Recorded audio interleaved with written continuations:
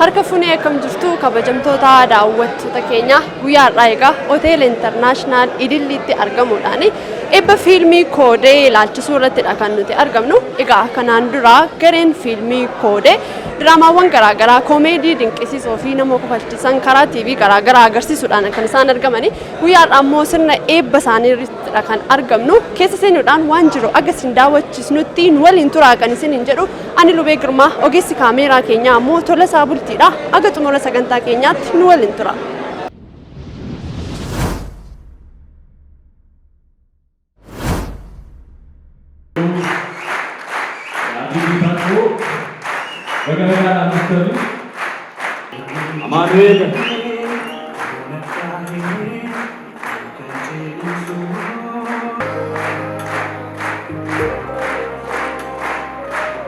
Aartiin ibsituu eenyummaa saba tokkooti.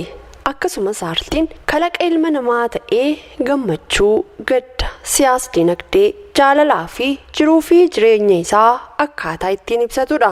Aartiin Oromoodhaaf waan hundadha jechuu dandeenya. Roorroo, jaalala, hawaasummaa fi kan kana fakkaatan uummanni Oromoo aartiidhaan ibsata. Dhiibbaa lagaa irraa kan ka'e Oromoon carraa aartiidhaan yaada isaa ibsachuu irraa ugguramee ture. Haa ta'u malee dhiibbaan akka ulfaatu iyyuu barreessitoonni, hayyoonni, aartistoonni Oromoodhaaf ija ta'anii argan, dungoo ta'anii sabaaf baqan, afaan ta'anii sabaaf lallaban hedduun isaanii aarsaa qaalii ta'e kanfaluudhaan dhaloota jaarraa keenyaatiin gahanii jiru. Koodeen chaalenjii sana hundumaa keessa darbee guyyaa har'aa milkaa'ee akkasitti agarsiisaaf dhiyaachuusaa caalaa wanti na gammachiisu jiru baay'een gammadee jira. Wanti nuyi keessa darbine salphaa miti jechuudha. Amma garuu dhimmoota sana keessa seenuun baay'ee sin barbaadu namootan galateeffachuu barbaadu qofan qaba hojii kanarratti jechuudha. Nagaan keenya kabajaa fi jaalalaa bakka isin jirtan maratti isin haa ga'u. Kabajamtoota hordoftoota miidiyaa wiirtuu qophii keenya har'aatiin fiilmii mata dureen isaa koodee jedhamu kan garee koofiiniin qophaa'e kan isin biraan geenyu ta'a. Aga xumura sagantichaatti ammoo nu waliin turaa kan isiniin jedhu ani Lubee Girmaati. Karaalee uummanni Oromoo yaadaa fi miira isaa ittiin ibsatu keessaa inni tokko aartiidha. Aartiin jiruu fi jireenya uummata Oromoo waliin walitti dhiyeenya cimaa akka qabu beektonni hedduun ragaa ni bahu.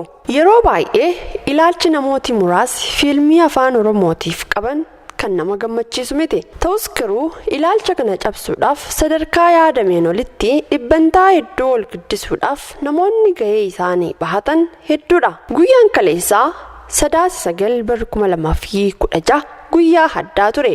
Guyyichis guyyaa itti fiilmiin koodee jedhu kan garee koofiiniin qophaa'e guyyaa itti daawwatame ture. Agarsiisa fiilmii kanaa irratti daawwattoonni danuun kan argaman yoo ta'u, fiilmii koodee ilaalchisuudhaan miidiyaa wiirtuutti namoonni akka himanitti fiilmiin koodee fiilmii miira daawwattootaa qabatuu fi koomeedii qalbii namaa ofitti harkisu akka ta'e hedduun isaanii ragaa bahaniiru.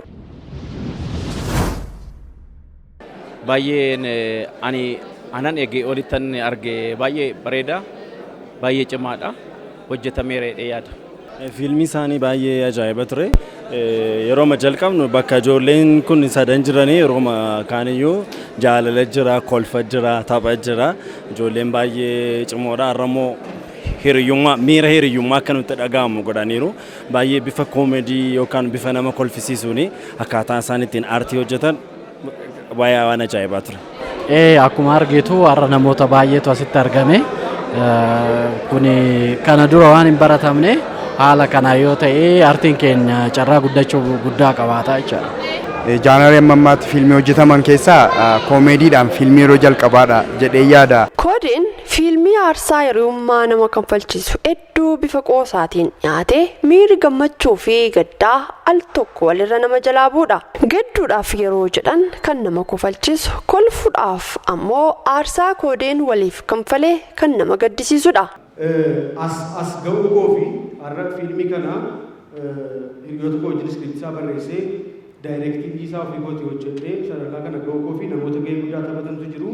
Inni jalqabaa akkamitti akka iskiriiptiin barreeffama. Iskiriiptii jechuun akkasitti barreeffama, kaaraakteriin asitti barreeffama, aaktingiin asitti barreeffama. Nama jalqabaaf iskiriiptii akkam barreessu na gargaare tokkoon galateeffachuu barbaada. bakka jirtuutti ol kaatee dhaabbataa biqilaas fa'a.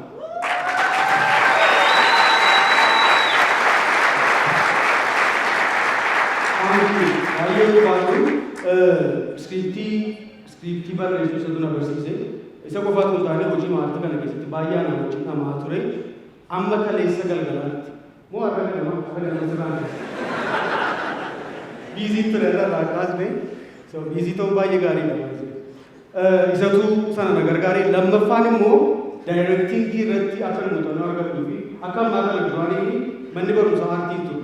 Har'a galanni leencoo fayyadamu manni barumsaa Baanataa Akaadaamii jalqabeera. Inni kan daayirektiingii, inni kan iskiriipti raayitingii immoo itti fufadhee ni yaada. Sana akkan baradhuu fi carraa guddaa kan naaf kenne fiilmii kana irratti immoo piroodakshinii fiilmii kana gaafa hojjennu torban tokkoof meeshaa piroodakshinii guutummaasaa tola kan nuuf kenne amma xiqqoo dhimma humna isaa ol ta'ee nu gidduutti argamuu kan hin dandeenye obboleessa keenya Kumsaa Taammanaa sirriitti caagodhaa.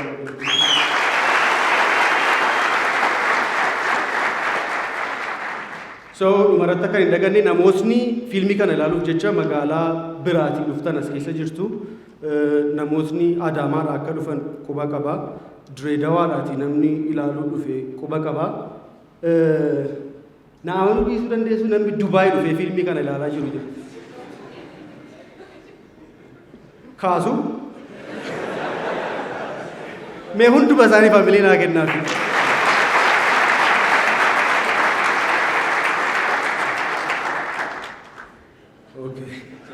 Dhaabbachiisee mana isaatti lixeeni.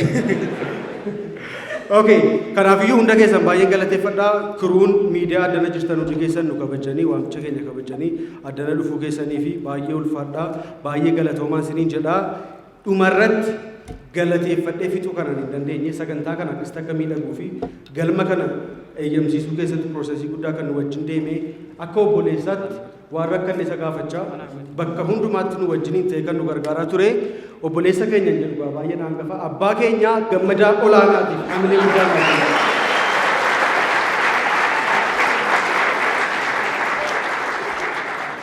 isaan bakkeettaa waraanaa sagantaa ta'an ta'uu dandeenya baay'ee galatoomaa.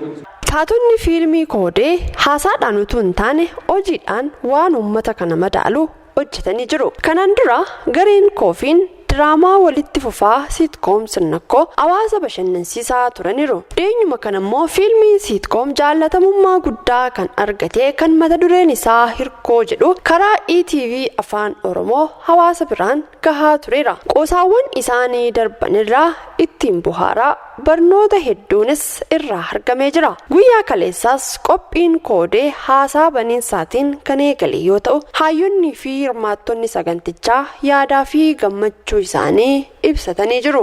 Egaan kabajamtoota daawwattoota keenyaa kan daawwachaa turtan qophiin keenya aga ammaatti daawwattan kana fakkaata ture. Nu daawwachaan waliin turuu keessaniif hedduu sin galateeffannee qophiiwwan kan birootiin deebinee aga wal arginutti nama torbanii nu haa taasisu nagaan tura.